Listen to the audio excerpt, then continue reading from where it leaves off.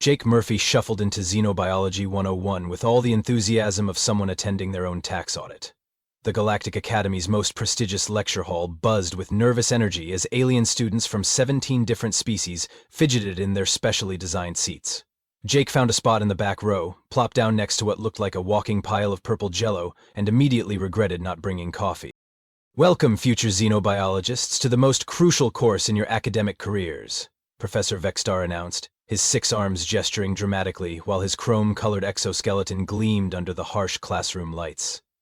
The Zephyrian professor had the kind of voice that suggested he'd practiced this speech in front of a mirror, probably multiple times. Today, we begin our study of the galaxy's most dangerous predators, creatures so terrifying that entire civilizations have built their defense protocols around avoiding them. Jake yawned and pulled out his tablet, wondering if Earth Netflix worked through the Academy's quantum internet. Probably not, but a guy could hope. Now then, Vextar continued, pacing across the platform with the swagger of someone who clearly believed his own hype. I trust you've all completed the required psychological preparation modules. The Galactic Health Administration mandates these sessions because exposure to images of apex predators has been known to cause severe trauma in unprepared minds. Cleona, the Aquarian student sitting 2 seats over from Jake, raised one of her tentacles nervously. Professor, what if we experience panic attacks during the presentations? My therapist says my anxiety levels are already concerning. Excellent question, Miss Cleona. We have medical staff on standby, and emergency sedatives have been distributed to your seat compartments. Remember, what we're about to study represents the absolute pinnacle of evolutionary hostility. These creatures make our worst nightmares look like pleasant daydreams. Jake snorted softly. Back home, his biggest worry during biology class had been staying awake during Professor Henderson's lectures about mitochondria. This whole production felt like watching someone get worked up over a nature documentary. Sir, rumbled Grox, the rockoid student whose granite features somehow managed to convey deep concern. My people have legends about some of these beasts, stories that turned warriors to stone with fear. Are we certain the containment protocols are sufficient? Vextar's mandibles clicked in what Jake assumed was approval. Your caution is admirable, Mr. Grox. Yes, our holographic projectors are equipped with quantum isolation fields. Nothing can escape, and nothing can harm you. Physically, at least. Psychologically, well, that's why we have the medical team. The professor's 6 hands moved across his control console with theatrical precision. Today we begin with a creature so vicious, so utterly without mercy, that it single-handedly keeps 3 entire star systems uninhabited. Ladies, gentlemen, and assorted biologics, I present the apex predator of the Kepler-7 system. The lights dimmed to an appropriately ominous level. Every alien student leaned forward in their seats, some already reaching for their emergency sedatives. Jake leaned back and wondered if the Academy cafeteria served anything resembling actual food. Behold, Vextar whispered dramatically, the Shadow Maw. The holographic projector hummed to life, casting a 3-dimensional image of a creature that made every alien in the room gasp audibly. Some covered their optical organs, others began hyperventilating. Cleona actually fainted, her tentacles going limp as she slumped in her chair. Jake looked at the projection, blinked twice, and raised his hand. Yes, Mr. Murphy, Vextar asked, clearly expecting either terror or awe. Professor? Back home, we call that a kitten.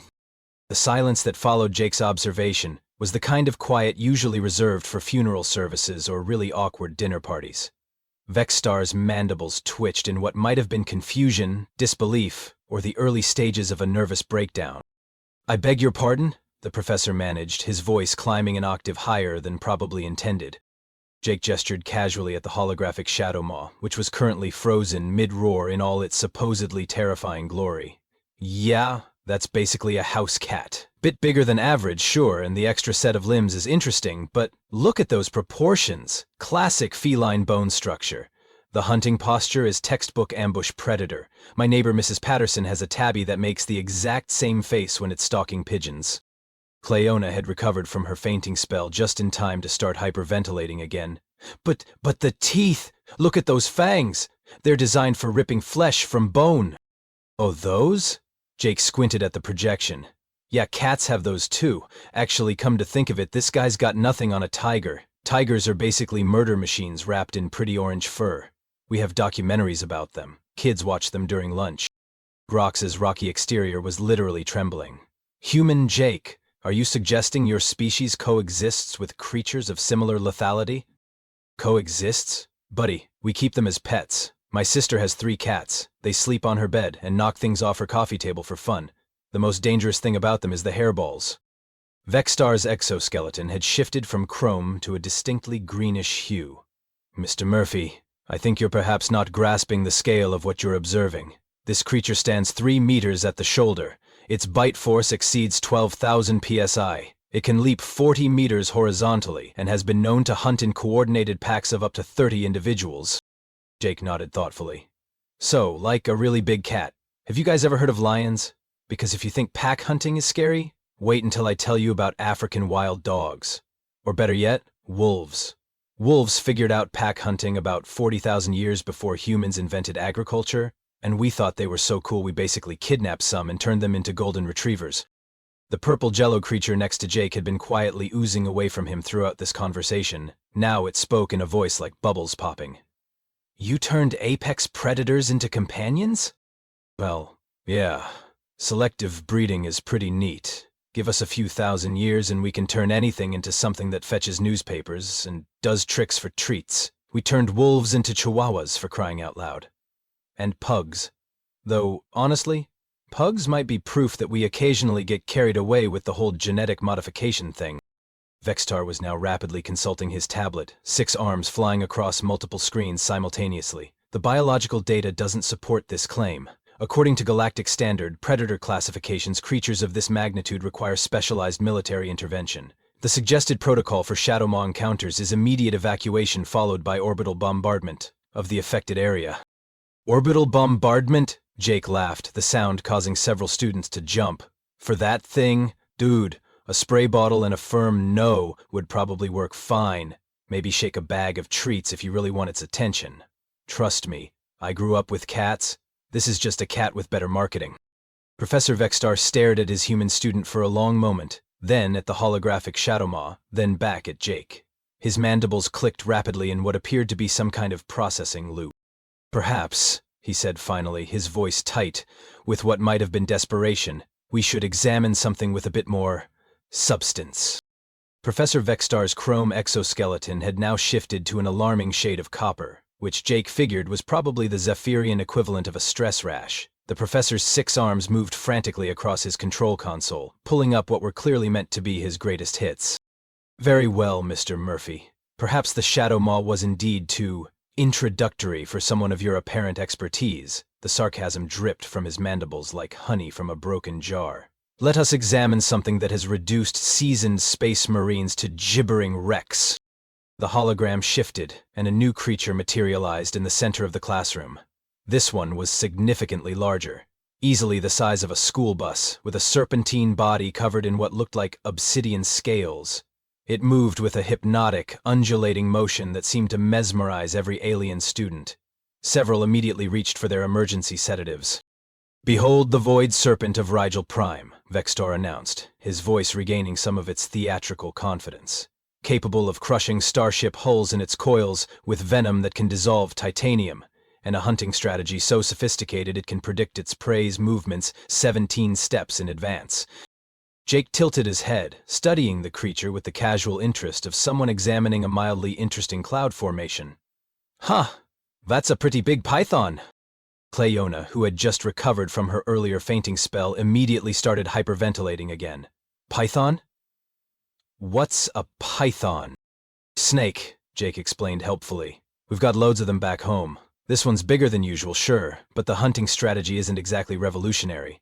Constrictors have been using ambush tactics for millions of years. My cousin Rick used to catch pythons in Florida for the wildlife department. Beer money, he called it. Rox's granite features somehow managed to convey existential confusion. Your cousin hunted creatures of this magnitude for recreational currency? Well, Florida pythons are usually smaller, but yeah, Rick always said the trick was grabbing them behind the head before they got their coils around you. Of course, he also said a lot of things after his 3rd beer, so your mileage may vary. Professor Vexstar's color had progressed to a distinct bronze shade. The Void Serpent's venom can dissolve metal, Mr. Murphy. So can stomach acid if you give it enough time. Plus, snakes usually only bite when they're scared or cornered. This guy looks pretty chill, actually. See how he's not in strike position? Probably just wants to find a nice sunny rock to nap on. The purple jello creature beside Jake made a sound like a deflating balloon. How are you not terrified? Look at the size of that thing. I mean, blue whales are bigger and they just eat krill all day. Size isn't everything in the predator game. Jake paused thoughtfully. Though I'll give you points for the whole dissolves metal thing. That's pretty metal, pun intended. Vexstar was now cycling through colors like a broken mood ring. He dismissed the Void Serpent hologram with perhaps more force than necessary and pulled up his next presentation. Fine. Perhaps something with a bit more diversity in its threat profile. The new hologram showed creatures that looked like crystalline scorpions, each about the size of a motorcycle, with translucent bodies that sparkled with internal light. They moved in perfect synchronization, their crystalline claws clicking ominously. The crystal scorpions of Tau Ceti, Vexstar announced, desperation creeping into his voice. They hunt in hives of 10,000 individuals, can burrow through solid rock, and their stings inject quantum poison that exists in 17 dimensions simultaneously. Jake perked up slightly. Oh, those are pretty. Kind of like if you crossed a lobster with a disco ball. Every alien in the room turned to stare at him. Cleona's tentacles went rigid with shock. Lobster? Yeah, you know. Big claws, segmented body, lives in groups. We boil them and eat them with butter. They're delicious. These crystal guys probably taste amazing, assuming the quantum poison thing doesn't make them too spicy. Grox made a sound like boulders grinding together. You consume creatures similar to these quantum-poisoned hive minds. Well, lobsters aren't quantum poisoned, but yeah, Red Lobster makes a fortune off the things. Though I guess these crystal scorpions might be a bit crunchy. Probably need a really good sauce. Professor Vexstar had now achieved a color that didn't exist in any known spectrum. Mr. Murphy, these creatures have been responsible for the extinction of 4 separate civilizations.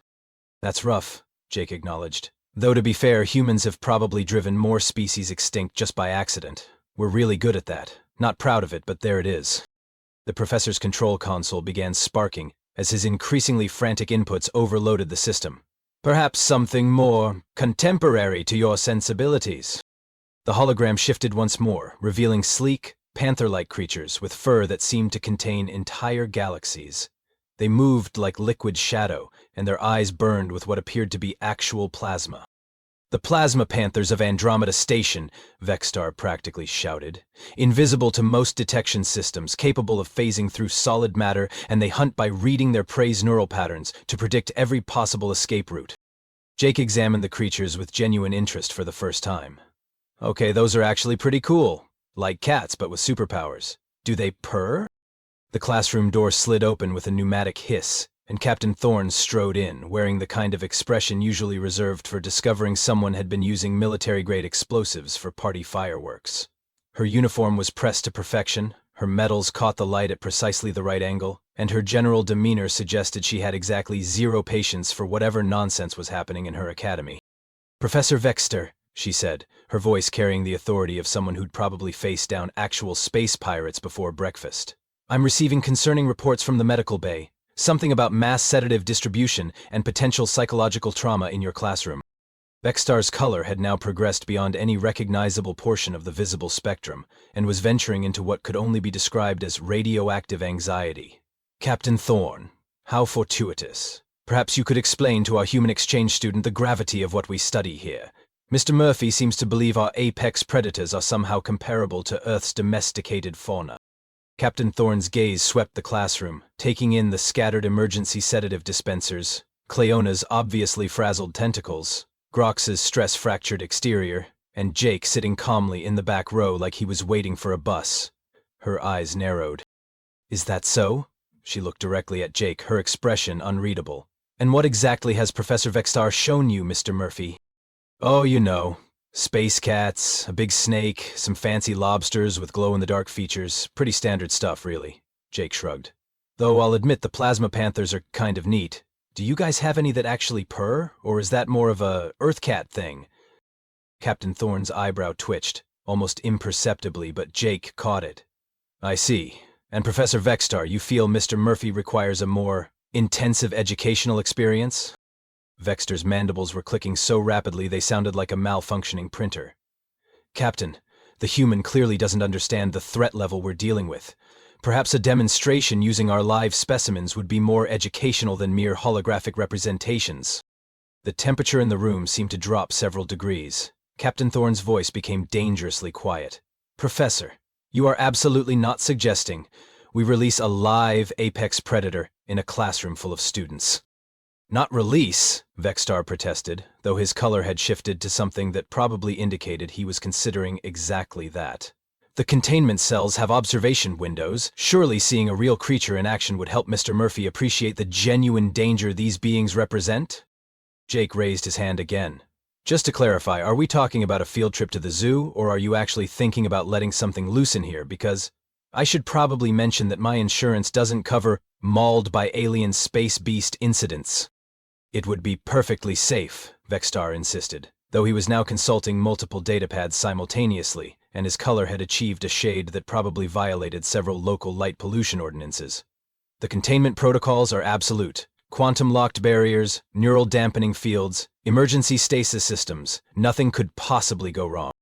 Captain Thorne stared at him with the kind of look that suggested she'd heard variations of "nothing could possibly go wrong" right before things went spectacularly wrong. Professor, I'm going to pretend you didn't just suggest exposing students to live apex predators because you're having an academic ego crisis. It's not an ego crisis, Vexstar's voice cracked slightly. It's about educational integrity. How can we properly study these creatures if our students don't respect their capabilities? The human thinks they're pets. Well, Jake interjected helpfully, I never said they'd make good pets. I just said they reminded me of Earth animals. There's a difference. Like, I wouldn't try to keep a tiger as a pet either, but that doesn't mean I'd run screaming if I saw one at a zoo. Rox shifted uncomfortably, his rocky exterior grinding slightly.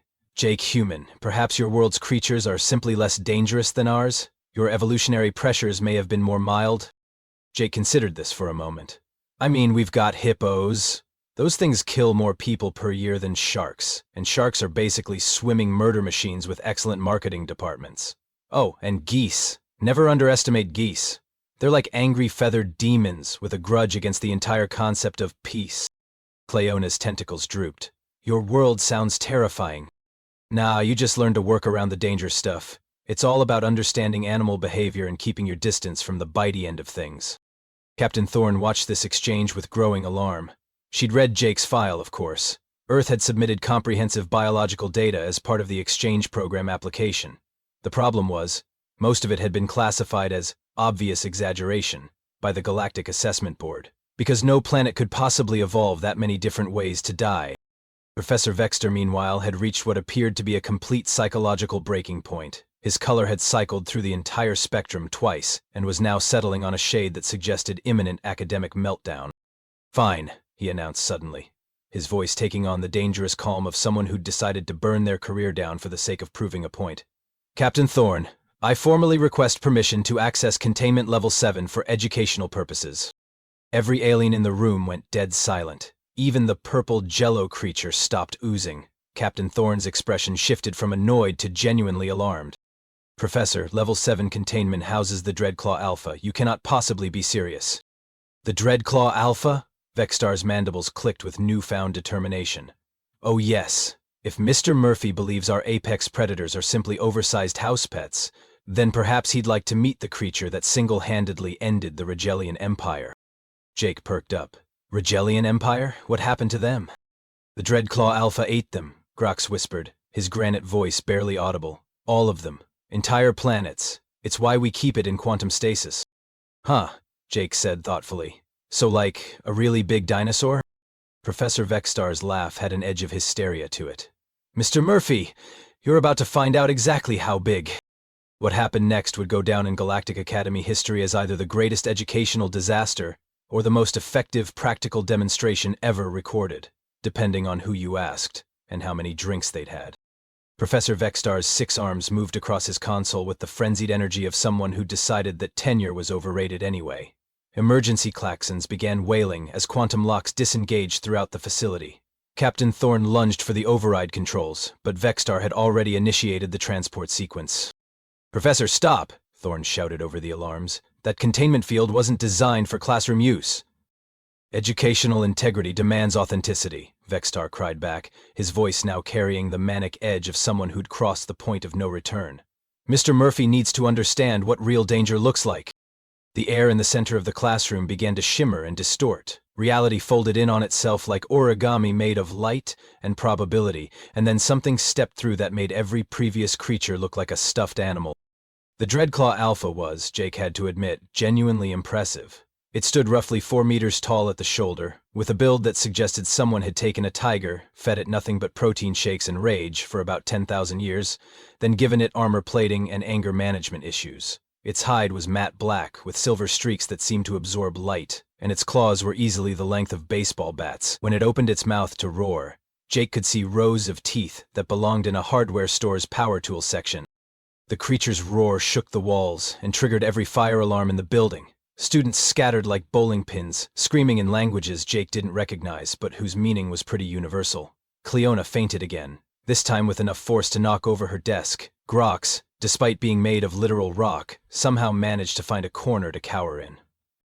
Captain Thorne was shouting into her communicator about emergency containment protocols while simultaneously trying to evacuate terrified students. Professor Vextar stood frozen at his console, apparently realizing that his point-proving strategy had some significant flaws in its execution. The Dreadclaw Alpha swiveled its massive head, surveying the chaos with what appeared to be predatory satisfaction. Its gaze swept across the fleeing students, then the shouting adults, and finally settled on Jake, who was still sitting calmly in his seat, chin propped on his hand. "Well," Jake said conversationally, "you're certainly bigger than a house cat." The creature tilted its head, apparently confused by the lack of screaming or running. It took a step toward Jake, claws scoring deep gouges in the reinforced flooring. Jake stood up slowly, keeping his movements deliberate and non-threatening. "Easy there, big guy. I know this is all new and scary, but let's not do anything we'll regret later." The Dreadclaw Alpha paused, clearly not expecting this reaction. It was probably used to the immediate terror and fleeing that seemed to be standard operating procedure for most galactic species. "Yeah, I get it," Jake continued, reaching into his lunch bag with movements so casual they bordered on insulting. "New place, lots of weird smells, everyone screaming. That's stressful. You're probably just hangry." He pulled out a sandwich and unwrapped it slowly. The creature's nostrils flared, and its head moved closer to investigate. "Turkey and Swiss," Jake explained. "Not sure if that's your thing, but the protein's decent." He tossed a piece of turkey toward the creature, which caught it with reflexes that would have impressed a professional athlete. The Dreadclaw Alpha chewed thoughtfully, then sat down with a thump that cracked the floor tiles. "There we go," Jake said approvingly. "Good boy. Or girl, sorry, hard to tell from here." He tossed another piece of turkey, which the creature caught with what might have been enthusiasm. Captain Thorne had stopped shouting into her communicator and was staring in open disbelief. "Mr. Murphy, what exactly are you doing?" "Basic animal psychology," Jake replied, offering the creature another piece of his sandwich. "Most aggressive behavior stems from fear, territorial disputes, or hunger. This guy just got yanked out of his nice quiet containment cell and dumped into a room full of screaming strangers. Of course he's agitated." The Dreadclaw Alpha had now laid down completely, its massive head resting on its front paws while it watched Jake hopefully. When Jake scratched behind where its ears would be if it had ears, the creature made a sound that was unmistakably a purr. An incredibly deep, bass-heavy purr that vibrated through the floor and probably triggered seismic sensors across the academy. But definitely a purr. "See?" Jake said to the stunned classroom. "Just needed someone to treat him like a living creature instead of a walking nightmare. Earth's been dealing with apex predators for millions of years.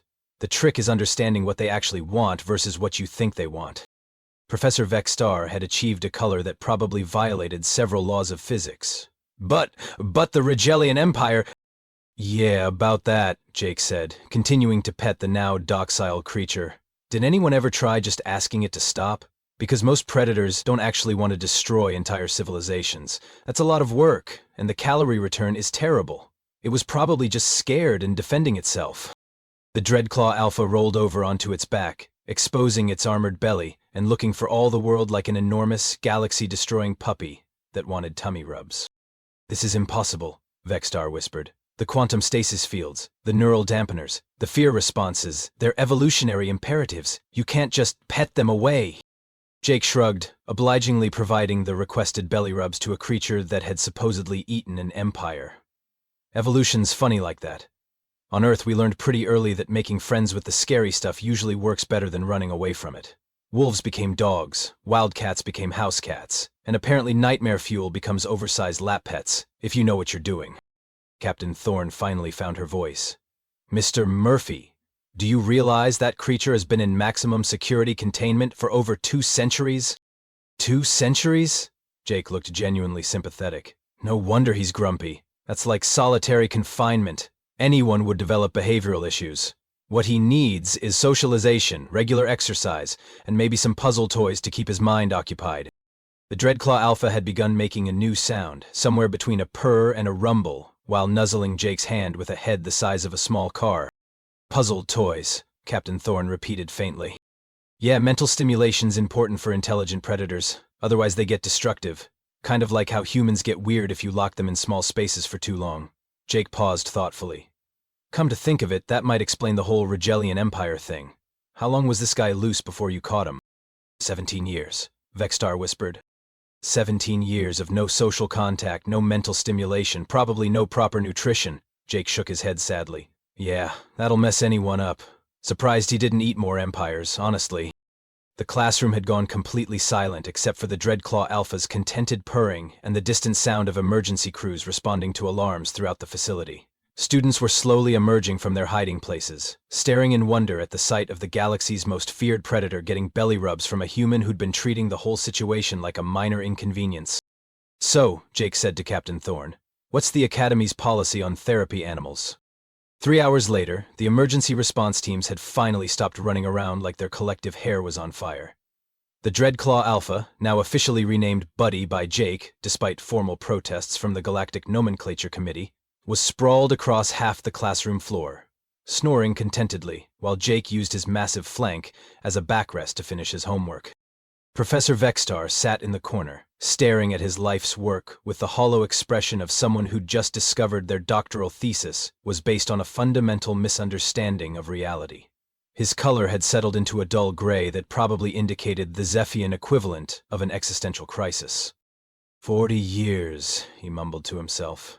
40 years of research into galactic apex predators, and a human from a backwater planet just pet them into submission. Captain Thorne finished her 15th report of the day and looked up from her datapad. Professor, the Galactic Council has officially requested that you take a sabbatical, effective immediately. They've also asked Mr. Murphy to consider a position as Senior Apex Predator Relations Specialist. Jake looked up from his xenobiology textbook, which he had been reading while using a universe-destroying monster as furniture. Does it come with dental? Because my Earth insurance definitely doesn't cover quantum dimension dental work.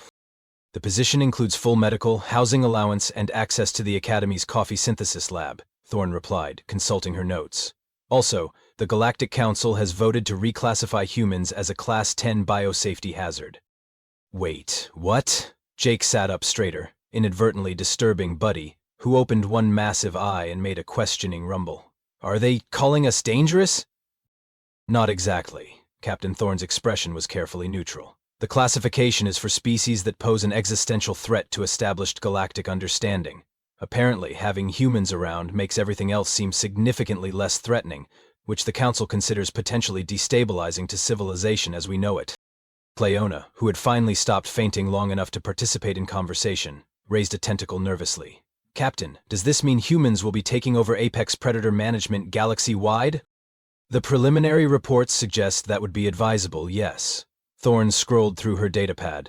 Early projections indicate that human involvement could reduce apex predator-related casualties by approximately 97%, while simultaneously cutting containment costs by 85% and improving creature psychological health by measures we don't currently have adequate scales to quantify. Rox shifted his rocky bulk thoughtfully. So humans are not themselves apex predators, but rather apex predator therapists? That's one way to put it, Jake said, scratching Buddy behind his massive head ridges. The creature's purring had settled into a rhythm that was probably registering on geological survey equipment. Though back home we just call it common sense. Most animals aren't evil, they're just misunderstood. Even the scary ones usually just want food, shelter, and maybe someone to play fetch with. Professor Vextar made a sound somewhere between a laugh and a sob. Fetch. The creature that destroyed the Regellian Empire wants to play fetch. I mean, probably, Jake said reasonably. Look at those legs. Built for running and jumping, bet he's got tons of energy with nowhere to put it. 2 centuries in a box would drive anyone nuts. What he needs is a good exercise program and maybe some puzzle feeders to keep his brain occupied. Captain Thorne was rapidly taking notes. Mr. Murphy, hypothetically speaking, how would you recommend we handle the other Level 7 containment subjects? Well, what've you got? Thorne consulted her list. The Void Kraken of Proxima, the Nightmare Swarm of Vega 4, the Living Storm of the Horsehead Nebula, and something called the Reality Eater that we're not entirely sure how to classify. Jake considered this. The Kraken's probably just lonely. Ocean predators usually are social creatures. The Nightmare Swarm sounds like it might need better communication protocols. Most hive minds just want to be understood. The Living Storm is interesting. That might be more of an environmental management issue than a creature problem. And the Reality Eater, he paused. Okay, that one might actually be a problem. What does it eat exactly? Reality, apparently. Right, yeah, we should probably leave that one in the box. Buddy chose that moment to roll over completely, ending up with his massive paws in the air and his tongue lolling out in what was unmistakably a doggy grin. Several students who had been cautiously returning to their seats immediately started taking pictures. Professor Vextar looked at his former symbol of ultimate terror, now resembling nothing so much as an oversized golden retriever with armor plating, and began laughing. Not the hysterical edge of breakdown laughter from before, but genuine, exhausted amusement. You know what the truly terrifying part is? He said to Captain Thorne. The human's probably right, about all of it. We've been so focused on containing and fearing these creatures that we never considered the possibility that they might just need better management. Captain Thorne nodded grimly. I'm filing a recommendation with the Galactic Defense Force that Earth be classified as a protected sanctuary world. Not for their protection, but for ours. If this is how humans handle our apex predators, I shudder to think what their actual apex predators are like. Jake looked up from where he was now engaged in what appeared to be a serious game of tug-of-war with Buddy, using his belt as a rope. Oh, you mean like bears? Or crocodiles? Actually, you should probably avoid Australia entirely. That whole continent is basically a practical joke that evolution played on the concept of safety. The color drained from Captain Thorne's face. Mr. Murphy, please tell me you're exaggerating. Well, Jake said thoughtfully, tugging his belt away from Buddy's gentle but massive jaws, I haven't even mentioned the drop bears yet. Professor Vextar had resumed his hysterical laughter. Captain Thorne was rapidly updating her report to recommend that the Galactic Council consider quarantining Earth's entire solar system. And Jake, oblivious to the minor diplomatic crisis he'd just triggered, was wondering if the Academy cafeteria served anything that might pass for pizza. So about that job offer, he said to Captain Thorne. Does it come with vacation time? Because I was thinking of visiting home for the holidays and I'd hate to miss Christmas dinner. Mom makes this amazing turkey and I bet Buddy here would love to meet the family dog. The sound Captain Thorne made wasn't quite a scream, but it was close.